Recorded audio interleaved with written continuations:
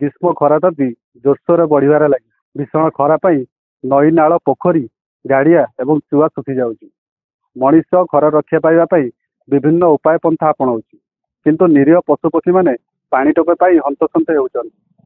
ନିର୍ବାକ ପଶୁପକ୍ଷୀମାନଙ୍କର ତୃଷ୍ଣା ମେଣ୍ଟାଇବା ପାଇଁ ଏକ ଛୋଟ ପ୍ରୟାସ ଆରମ୍ଭ କରିଛନ୍ତି ଶ୍ରୀ ସାଇ ସେବା ସଂଘ। ଶ୍ରୀ ସାଇ ସେବା ସଂଘର ସଭାପତି ମୋ ପାଖରେ ଉପସ୍ଥିତ ଅଛନ୍ତି। ଚାଲନ୍ତୁ ତାଙ୍କର ପ୍ରତିକ୍ରିୟା ନେବା। ନମସ୍କାର, ମୁଁ ଶ୍ରୀ ସାଇ ସେବା ସଂଘର ସଭାପତି ସୁଦର୍ଶନ ବାରିକ।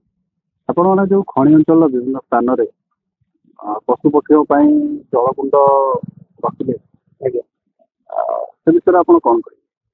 ନିଶ୍ଚୟ ଭାବରେ ଆପଣ ଜାଣିପାରୁଥିବେ ଏବେ ଗ୍ରୀଷ୍ମ ଜାତି ଚାଲିଲା।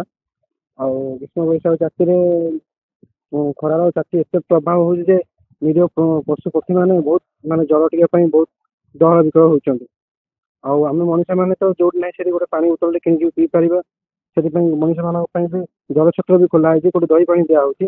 କିନ୍ତୁ ଏ ନିରୀହ ପଶୁପକ୍ଷୀମାନେ ସେମାନେ କରିବେ ତ ଏ ବିଷୟକୁ ନେଇକି ଆମ ଟିମ୍ ସାଇ ସେବା ସଂଘର ସବୁ ମେମ୍ବର ବସିକି ଗୋଟେ ଆଲୋଚନା କଲୁ କି ଆମେ ନିରୀହ ପଶୁପକ୍ଷୀମାନଙ୍କ ପାଇଁ ଆମେ କିଛି ଜଳ ଛତ୍ର ଖୋଲିବୁ, ଯୋଉଠିକି ଆମର କାଳିଆପାଣି ଟାଉନସିପ୍ ମାର୍କେଟରେ ବସା ହେଇଛି, ଟିସ୍କୋ ଏଟିଏମ୍ ଛକ ପାଖରେ ଗୋଟେ ବସା ହେଇଛି, ମେନ୍ ଗେଟ୍ ପାଖରେ ବସା ହେଇଛି, ରଗା ଯୋଉ ଭାଗିଆ ସାହି ପାଖରେ ବସା ହେଇଛି। ବହୁତ ଗାଁ ବଜାର ଦେଖିକି ଆମେ ଜଳକୁଣ୍ଡ ବସେଇଛୁ।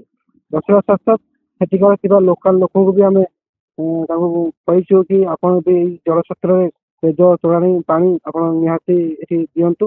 ନିରୀହ ପଶୁପକ୍ଷୀମାନେ ବୁଲୁଛନ୍ତି ଆଉ ତାଙ୍କ ଯୋଉ ଶୋଷ ମେଣ୍ଟାଇବା ପାଇଁ ଏଠି ପାଣି ଫାଣି ଦେବା ପାଇଁ କୁହାହେଇଛି।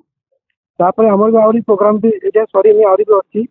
ଆମେ ଯୋଉ ନିରୀହ ପଶୁପକ୍ଷୀମାନେ ଯୋଉ ବୁଲୁଛନ୍ତି ଆମ ସବୁ ଜଙ୍ଗଲ ମାନଙ୍କରେ ଆଉ ଗଛ ମାନଙ୍କରେ ବସେଇବୁ, ଠିକି ବସେଇବୁ, ଯୋଉଠିକି ପକ୍ଷୀମାନଙ୍କ ପାଇଁ ଜଳ ରହିବ, ପାଣି ରହିବ, ଆଉ କିଛି ଖାଦ୍ୟ ବି ବ୍ୟବସ୍ଥା କରିବୁ।